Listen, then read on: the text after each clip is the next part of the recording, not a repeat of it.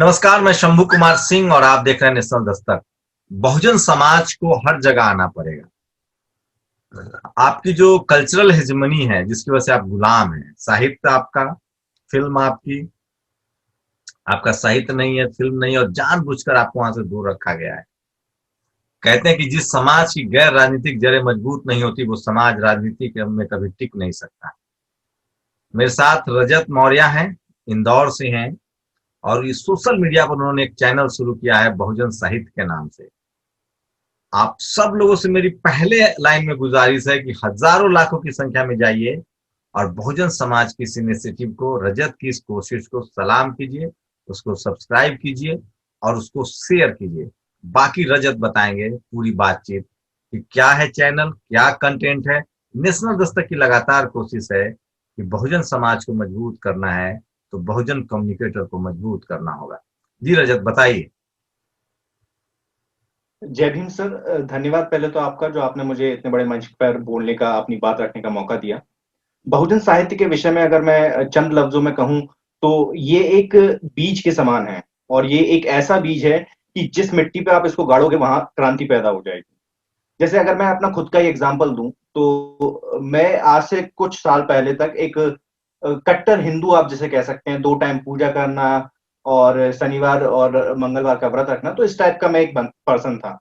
लेकिन जब मैंने अंबेडकर को पढ़ना स्टार्ट करा तो ये सारी चीजें मुझसे दूर होती गई, और वो जो एक मैंने पहले लाइन में कहा कि क्रांति का बीज है ये, और वो बीज जब मेरे अंदर स्थापित हुआ तो अब मैं उस रास्ते पर निकल पड़ा, जिस रास्ते को हम कहते हैं कि अंबेडकर, फुले और पेरियार का जो रास्ता है, उनकी जो विरासत है, उनके पीछे चलने, उनके उनके पद चिन्हों पर चलने का जो रास्ता है कि समाज को कैसे हम डेवलप कर सकते हैं, समाज को किस तरीके से हम और एनहांस कर सकते हैं अलग अलग तरीके से, जिससे कि वो अपने पैरों पर खड़ा हो पाए। जो कि बुद्ध बुद्ध का जो सिद्धांत था कि अपदीपो भव, अपना दीपक खुद बनो। तो रजत, अपने चैनल के बारे में बताइए, क्या कंटेंट है, चैनल क्या है और किस तरह का रिस्पांस मिल रहा है। सर, रिस्पॉन्स अभी थोड़ा कम है क्योंकि अभी 6-7 महीने से ही मैंने स्टार्ट किया है। चैनल पे हम लोग विशेष तौर पे 3 तरीके से हम लोग काम करते हैं। शुरुआत में मैंने काम स्टार्ट किया था ऑडियो बुक्स के माध्यम से, लेकिन जब बाद में मैंने देखा कि ऑडियो बुक्स का क्रेज अभी बहुजन समाज में थोड़ा कम है, तो फिर मैंने जो बहुजन लिटरेचर है, जो बहुजन ऑथर्स हैं, उनकी बुक्स का रिव्यू करना स्टार्ट करा।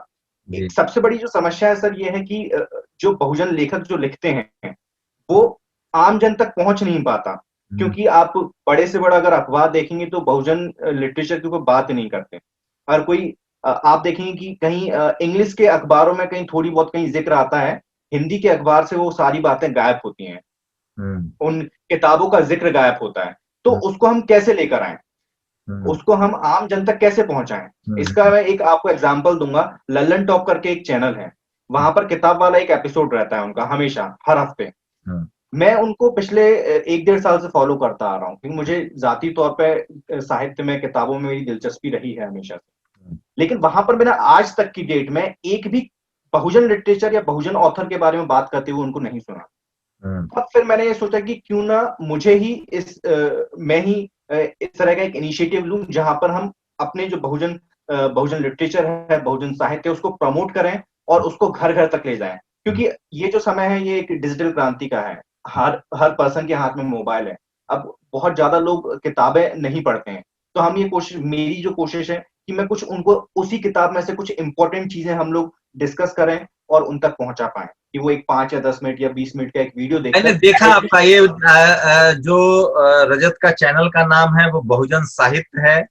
और एक बार ही जब आप गूगल पे यूट्यूब पर डालेंगे बहुजन साहित्य तो आ जाएगा। अभी तक जो डिटेल है मेरे पास जो बहुजन साहित्य का है, 1.07 सब्सक्राइबर हैं, और शायद अगला वीडियो उन्होंने 22 घंटे पहले डाला है। जी। लुक बहुत अच्छा है, थंबनेल बहुत अच्छा बना हुआ है, और एकदम सबसे बड़ी बात है कि वो सर्च में है। तो हाँ। आपका चैनल तो काफी देखा जा रहा है रजत। जी सर। लोग चैनल तो देख काफी रहे हैं। देखा जा रहा है। हाँ, लोग देख रहे हैं, लेकिन इस तरह का कंसेप्ट सर एक्चुअली बहुत नया कंसेप्ट है बहुजन तबके के हिसाब से। क्योंकि अभी तक जो चैनल्स चल रहे थे वो एक ट्रेडिशनल वे में एक ही चीज दिखाए जा रहे थे। ये थोड़ा एक अलग कंसेप्ट है, तो लोगों को इसको थोड़ा समझने में भी थोड़ा टाइम लगेगा, जिनको, स्पेशली उन लोगों को जो साहित्य में रुचि नहीं रखते हैं। हम्म। क्या क्या होगा साहित्य में, क्या क्या है, हम उम्मीद करते हैं कि रामदेव धसाल की कविताएं हो, हम उम्मीद करते हैं कि ओम प्रकाश वाल्मीकि की कविताएं हो, हम उम्मीद करते हैं कि हमारे जो जो लेखक हैं जो लिखते हैं पढ़ते हैं, क्योंकि नदी नाला फूल ये सब तो हमारा तो पेट ही खाली है। हाँ। तो ये कब आइडिया आया आपको, और आप अपने बारे में भी थोड़ा बताइए रजत कि आप क्या करते हैं, क्योंकि बहुजन समाज का युवा जो है वो आपसे जरूर जुड़ना चाहेगा और उससे आपसे प्रेरणा लेगा। आप अपने बारे में भी थोड़ा बताइए। मैं सर काफी लंबे अरसे से प्राइवेट सेक्टर में जॉब करते आया हूँ, और अभी जून तक मैं जॉब कर रहा था, और जून के बाद मैंने जॉब छोड़ दी है। और मैं अब फुल टाइम केवल इसी की करना चाहता हूँ, इस तरीके से बहुजन तक पहुंचाया जाए, क्योंकि मैंने जैसे बताया कि ये एक बीज के समान है, ये जहां भी जाएगा ना वहां क्रांति पैदा हो जाएगी। हम्म। उस व्यक्ति, जिस व्यक्ति ने बहुजन साहित्य अगर पढ़ लिया, बहुजन साहित्य में क्या है, फूले अम्बेडकर पेरियार का साहित्य, जो आज की डेट में कंचा इलैया जैसे ऑथर्स हैं, उनका ये साहित्य है ना। उसके बाद आप देखेंगे इतनी बहुत बेहतरीन किताबें आ रही हैं, बहुत इंफॉर्मेटिव किताबें आ रही हैं। आप मंडल कमीशन की किताब उठा के देखिए, जो पीएस सर ने जो लिखी हुई है, कितनी बेहतरीन किताब है। लेकिन इस तरह का साहित्य पहुंचाए कैसे हो, लोगों को पता ही नहीं है।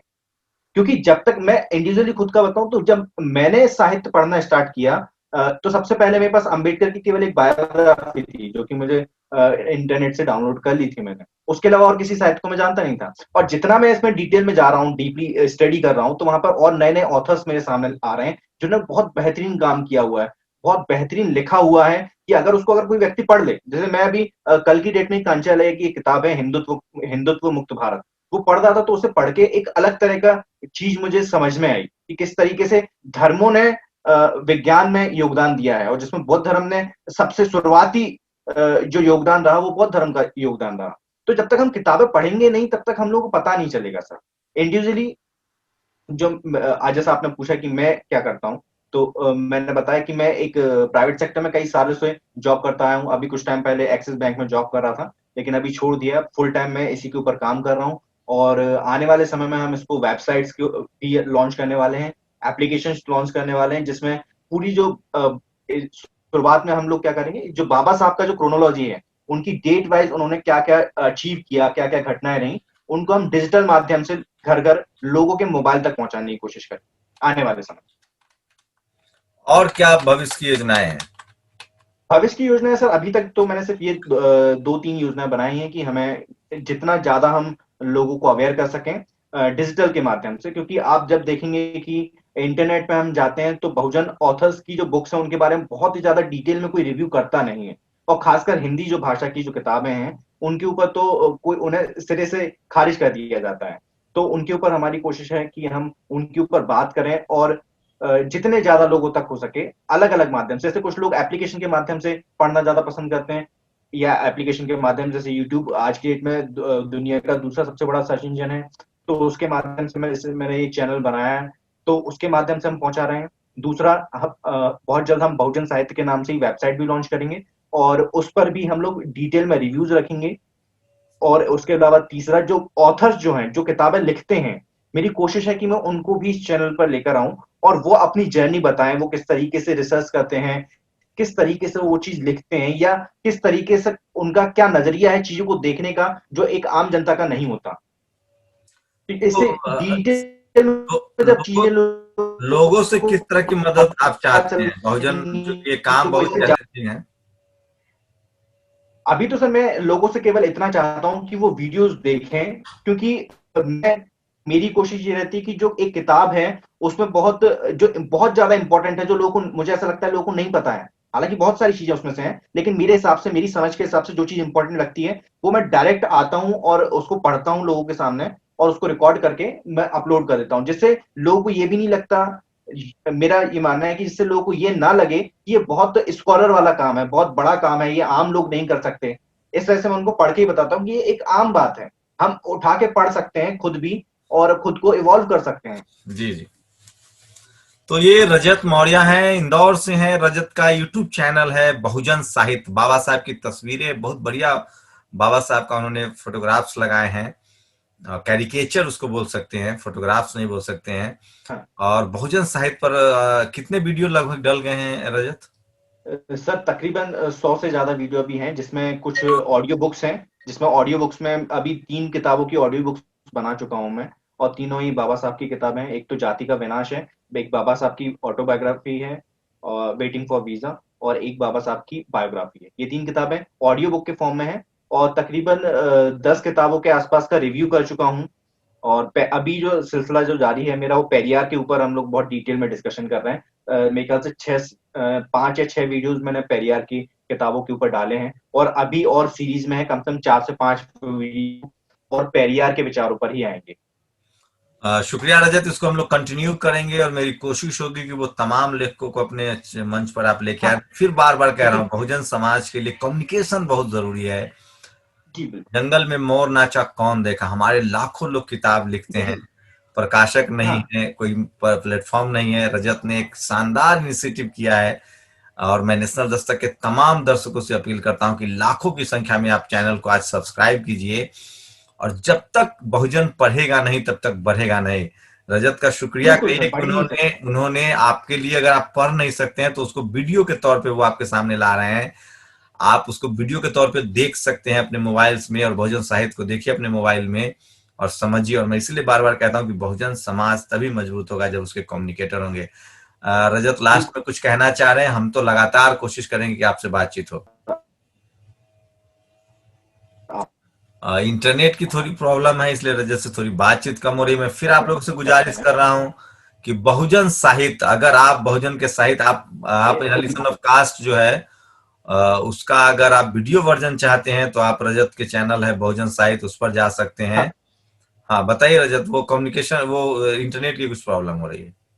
बिल्कुल। आखिरी में सर मैं एक ही चीज कहूंगा कि अगर आप पढ़ोगे नहीं तो आप बढ़ नहीं सकते। इंसान के अंदर क्रांति